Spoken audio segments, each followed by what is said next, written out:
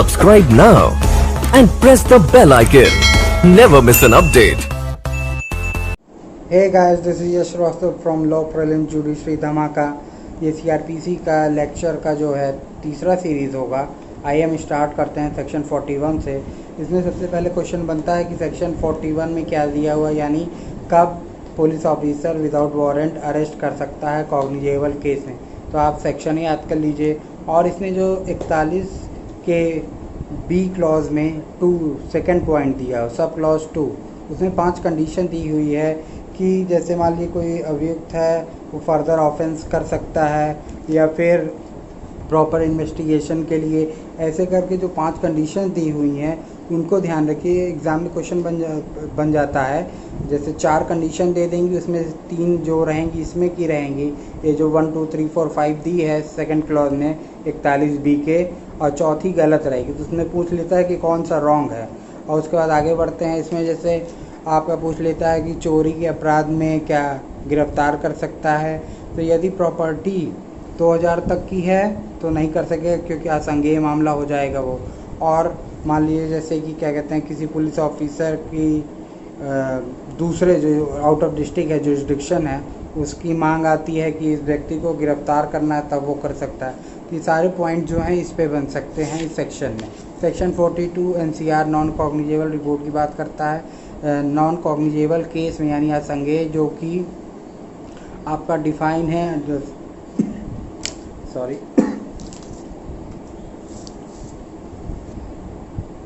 जो कि आपका डिफाइन है 2L में।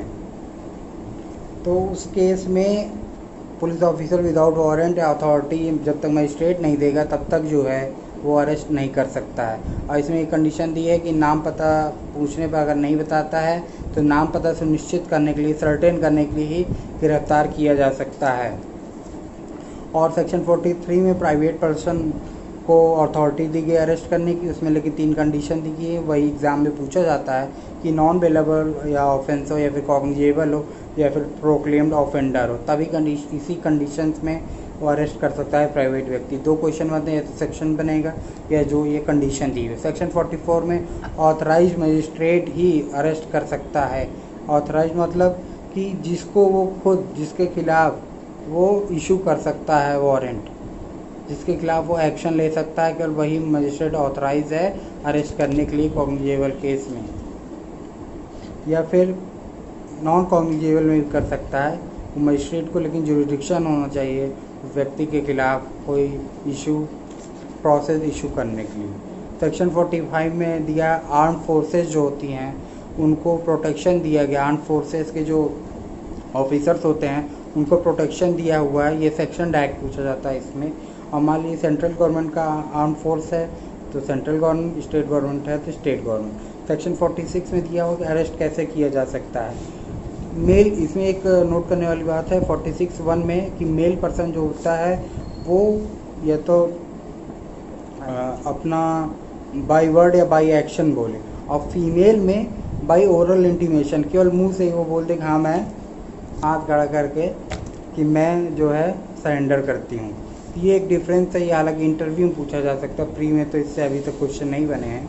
और ये पूछा जाता है कि सेक्शन 46(1) के प्रोविज़ो में क्या दिया हुआ है, मतलब क्या दिया हुआ है औरत की यानी वुमेन की गिरफ्तारी के बारे में 46(1) का प्रोविज़ो, ये क्वेश्चन बनता है।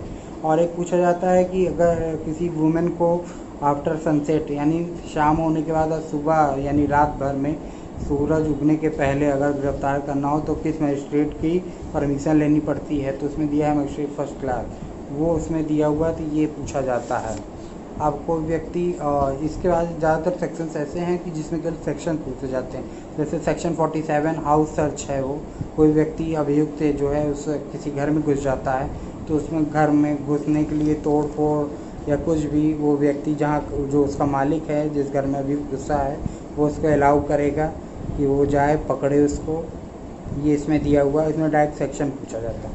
सेक्शन 48 में दिया हुआ है, इसका भी सेक्शन नहीं पूछा जाता। इसमें पूछा जाता है कि अगर कोई व्यक्ति अरेस्ट उसको किया जाना है किसी व्यक्ति को, तो पुलिस ऑफिसर उसको कहाँ तक पकड़ सकता है। मान लीजिए इलाहाबाद में जारी हुआ वारंट तो कहाँ पकड़ सकता है, या वारंट नहीं जारी हुआ, संज्ञेय अपराध है, वो भाग रहा है, भाग गया इलाहाबाद से जो है जौनपुर चला गया, पुलिस ऑफिसर वहाँ भी जाके उसको गिरफ्तार कर सकता है। यही सेक्शन 48 बताता है। Can pursuit him at any place in India. Section 49 unnecessary restraint के बारे में बताता है कि जब जितना ही बल ज़रूरी हो, जितना फोर्स ज़रूरी हो कि अभियुक्त भागे ना, जब उसको पकड़ा जाए तो उतना ही बल उसको प्रयोग फोर्स यूज़ करना चाहिए पुलिस ऑफिसर्स को। 50 में बताया है कि ग्राउंड ऑफ अरेस्ट बताना बहुत ज़रूरी है पुलिस ऑफिसर को, जिस भी व्यक्ति को गिरफ्तार कर रहा है। अवेलेबल ऑफेंसेस ये भी बताना ज़रूरी है। और 50A में जो है 2-3 चीज़ें दी हुई हैं, वो फ्री के मायने उससे नहीं है, हालांकि फिर भी उसमें एक है 50A में क्लॉज 4, वो आप लोग देख लीजिएगा। उसमें मजिस्ट्रेट की ये ड्यूटी है कि वो जानकारी प्राप्त करे कि जिस भी व्यक्ति गिरफ्तार किया गया था पुलिस ऑफिसर द्वारा, तो उस व्यक्ति को ये बताया गया कि किस अपराध में किया गया, प्लस उस व्यक्ति के किसी रिलेटिव या फैमिली मेम्बर या जो इस भी व्यक्ति को नामित करे उसको पुलिस ऑफिसर ने बताया है या नहीं, प्लस अपनी जनरल डायरी में वो लिखता है ये सारी चीज़ें। मजिस्ट्रेट इस बात को सुनिश्चित करता है। और धारा 51 में वो व्यक्ति जो गिरफ्तार किया गया है उसके सर्च के बारे में की गई है। इसमें क्वेश्चन बन सकते हैं या तो डायरेक्ट सेक्शन से, या फिर ये पूछा जा सकता है कि प्राइवेट व्यक्ति जो गिरफ्तार कर रहा है क्या वो सर्च कर सकता है, तो आपका आंसर है हाँ। अब धारा 52 में हम देखते हैं कि ये डायरेक्ट सेक्शन पूछा जाता है। कोई भी ऑफेंसिव वेपन अगर अभियुक्त के पास मिलता है तो उसको सीज किया जा सकता है, यानी जब्त किया जा सकता है। प्राइवेट व्यक्ति करेगा तो वो जब पुलिस ऑफिसर को हैंड ओवर करेगा अपने द्वारा अरेस्ट किए गए व्यक्ति को, तो उसके साथ वो वेपन भी दे देगा। धारा 53 में ये पूछा जाता है डायरेक्ट सेक्शन कि medical examination at the request of police officer किस सेक्शन दिया, तो सेक्शन 53 होगा वो आपका। सेक्शन 53A और सेक्शन 164A एक साथ पढ़ा जाना चाहिए ताकि आपको याद रहे। 53A में आपका दिया है कि medical examination of rape victim का है, यहाँ पे माफ़ कीजिएगा थोड़ा गलत हो गया। 53A में आपका दिया हुआ है जो एक्यूज्ड है रेप का उसका एग्जामिनेशन, और 164A में दिया है विक्टिम ऑफ रेप उसका एग्जामिनेशन। अब धारा 54 में चलते हैं। 54 में medical general examination of by medical officer दिया है। मेडिकल एग्जामिनेशन जो मेडिकल ऑफिसर करेगा उसके बारे में है। और 54A पूछा जाता है सेक्शन कि आइडेंटिफिकेशन परेड CRPC में कहाँ दी हुई है, और इसमें एक क्वेश्चन ये बनता है कि आइडेंटिफिकेशन परेड किसके द्वारा कंडक्ट की जा सकती है। तो ये ऑप्शन कई सारे रहते हैं, एग्जीक्यूटिव मजिस्ट्रेट, पुलिस ऑफिसर, ये वो, लेकिन एक ऑप्शन आपका रहेगा एनी पर्सन, तो आपको एनी पर्सन लगाना है। और धारा 55A health and safety of arrested person बताती है, ये सेक्शन पूछा जाता है, कई बार पूछा गया है। और उसके बाद पूछा जाता है सेक्शन 57 कि जब पुलिस ऑफिसर गिरफ्तार कर लेता है तो मजिस्ट्रेट के सामने ले जाता है उसको, अभियुक्त को जिसको इसने गिरफ्तार किया है 24 घंटे के अंदर ले जाना ज़रूरी है, मजिस्ट्रेट या कोर्ट के सामने उसको पेश करना ज़रूरी है, तो इसमें पूछा जाता है। और एक सेक्शन 58 से ये क्वेश्चन बनता है, जब भी पुलिस ऑफिसर कोई कॉग्निजेबल ऑफेंस में गिरफ्तार करता है किसी व्यक्ति को, तो DM या SDM उसको इन्फॉर्म करेगा कि हमने इस व्यक्ति को इस अपराध में गिरफ्तार किया है। तो ये पूछा जाता है कि किसको इन्फॉर्म करता है पुलिस ऑफिसर संज्ञेय अपराध में गिरफ्तार करने पे, तो आपका ऑप्शन DM और SDM वाला जिसमें होगा एक साथ आप उसको लगाएंगे।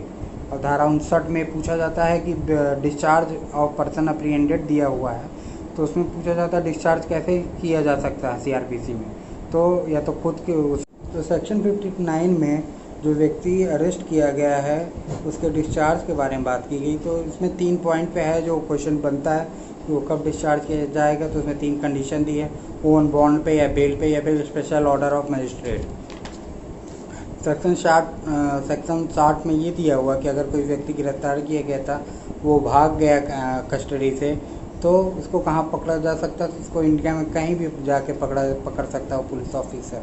आइए अब हम शुरू करते हैं आपका फॉर्म